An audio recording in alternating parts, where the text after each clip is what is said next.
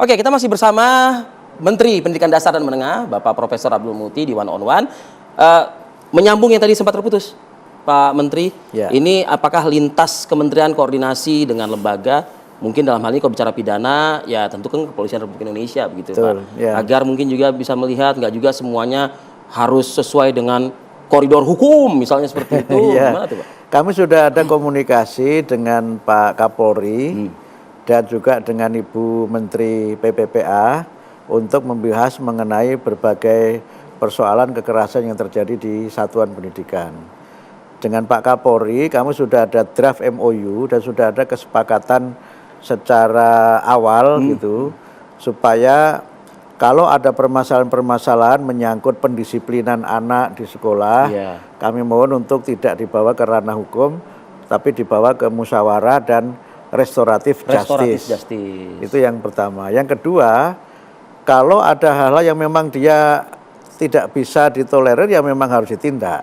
Misalnya begini, melakukan kekerasan seksual. Itu udah pasti. Itu kan sudah pasti kan, itu nggak bisa restoratif justice. Ada bukti, ada segala macam. Betul. Atau kriminalitas yang memang sudah sangat berat, itu memang ya sudah memang akan diproses. Sehingga kami sudah komunikasi dan mudah-mudahan dalam waktu tidak terlalu lama nanti MOU kami dengan Pak Kapolri sudah bisa ditandatangani. Sedang cari waktu yang cocok untuk kami bisa apakah nanti table to table atau bersama-sama dengan seremonial nanti kita carilah mana yang paling tepat.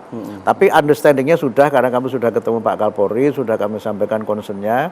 Bahkan Pak Kapolri juga menyampaikan polisi juga siap membantu untuk tadi Mas memberikan layanan pendidikan untuk daerah-daerah yang tidak aman. Jadi polisi itu ada berapa ribu polisi yang mengajar di sekolah. Karena daerah tertentu, daerah-daerah konflik itu guru tidak berani ngajar. Bukan nggak berani ngajar karena siswanya, tapi karena keamanan, situasi keamanan lingkungannya yang tidak memungkinkan. Ya, jadi kami mengapresiasi Pak Kapolri yang sudah punya terobosan untuk polisi mengajar. Kemudian yang kedua, yang dengan Bu Menteri PPPA juga kami bicarakan supaya nanti adalah understanding bagaimana gerakan ini kita lakukan bersama. Termasuk misalnya parenting.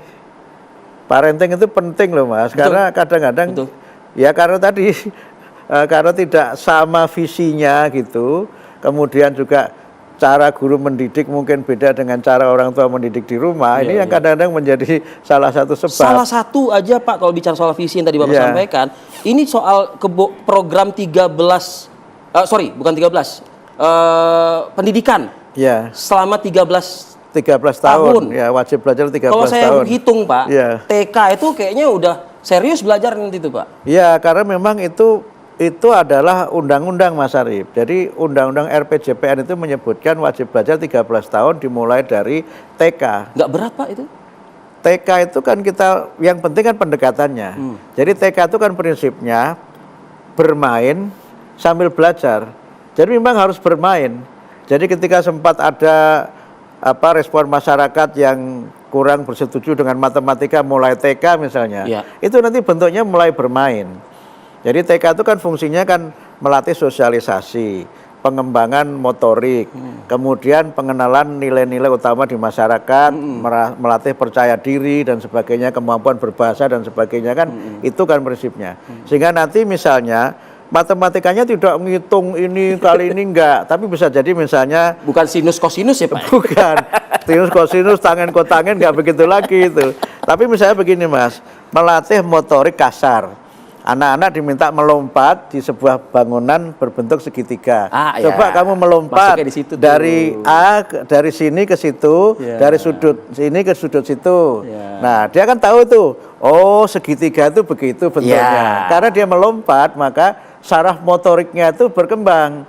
Nah, nanti mewarnai misalnya kan, mewarnai. Selama ini kan mewarnai buah-buahan, rumah, pemandangan. Nah, nanti mungkin mewarnai angka-angka. Itu mewarnai angka-angka yang itu kan fungsinya melatih motorik halus. Mungkin nanti menghubungkan garis dengan angka 8. Susah loh Mas, begini-begini ini. Jadi garis-garis yang terputus itu, anak-anak kan dengan melatih motorik halus itu sini, oh ini angka 8. Dia tidak dipaksa tapi mengerti, oh itu angka 8. tapi yang lain-lain bisa nanti misalnya melatih logik ya. Ada beberapa di situ kan permainan yang warnanya beda-beda. Ada warna merah, kuning, hijau kan. Kemudian coba yang hijau dikumpulkan sama yang hijau. Yang kuning sama yang ini kan pengenalan warna. Kemudian melatih logik. Hijau sama hijau, kuning sama kuning. Terus diajari coba dihitung. Yang hijau ada berapa? Yang kuning ada berapa? Kan matematika. Jadi kalau misalnya diasumsikan, waduh, ini menambah beban, membuat anak jadi stres dan lain sebagainya. Kalau implementasinya kayak gitu, mungkin jangan-jangan yang stres orang tuanya mungkin. Karena mungkin anaknya jadi kritis. Khawatir juga. Khawatir juga. Nah itu Pak maksudnya pakai pertanyaan saya tadi, parenting itu penting ya berarti. Betul ya. Jadi ada grooming antara orang tua dengan anaknya, sehingga orang tua yang ketakutannya tadi berlebihan terhadap anaknya, ketika mendapat diskusi komunikasi dengan anak, jadi tercerahkan. Betul, dan termasuk untuk TK itu kami juga nanti akan menerbitkan banyak lagu anak-anak Mas. Sudah kita lakukan lomba. Ini lomba loh Mas, lomba membuat lagu anak-anak. Dan tim jurinya ini para musisi top nasional. Serius ini, jadi tidak main-main. Orang bilang tidak kaleng-kaleng lah. Musisi top nasional dewan jurinya itu. Karena apa? Mohon maaf kita sekarang kekurangan lagu anak-anak. Sehingga kita nanti akan luncurkan mungkin di minggu depan. Itu lagu anak-anak yang supaya anak-anak ini betul-betul nyanyi pelangi-pelangi, tidak nyanyi pelangi di matamu. Tapi terobosan Pak, dalam artian memang benar, karena kan beberapa kementerian juga sudah memulai dengan lagu Indonesia Raya dan lain sebagainya. Mungkin nanti kita juga begitu. Jadi nanti mulai Januari nanti, sebelum masuk kelas, itu anak-anak nanti dia senam, kemudian lagu Indonesia Raya dan berdoa. Baru nanti dia masuk kelas. Ini senamnya sudah selesai, kita buat senam untuk kepentingan anak-anak supaya punya kebugaran itu sudah selesai. Nanti kita akan launching juga. Kemudian kami juga sudah nanti akan meluncurkan juga kebijakan namanya membangun 7 kebiasaan anak Indonesia hebat. 7. Itu bagian dari membangun karakter. Itu bangun pagi, beribadah, olahraga, makan sehat bergizi, kemudian gemar belajar, kemudian bermasyarakat, dan istirahat cepat. Itu 7 kebiasaan juga nanti sudah kita siapkan sebagai bagian dari penanaman pendidikan karakter, spiritualitas, disiplin, sosialisasi dengan masyarakat. Sehingga dengan cara seperti itu mudah-mudahan anak-anak kita ini betul-betul menjadi bagian dari generasi bangsa yang kita harapkan punya integritas, punya ilmu yang tinggi, punya akhlak yang mulia, dan juga punya kesadaran kebangsaan untuk mereka akan menjadi pemimpin Indonesia di masa depan. Cita-cita di Indonesia Emas 2045 pun juga bukan tidak mungkin untuk kita gapai lah gitu. Mudah-mudahan dan ini bukan mata pelajaran. Itu betul-betul kebiasaan.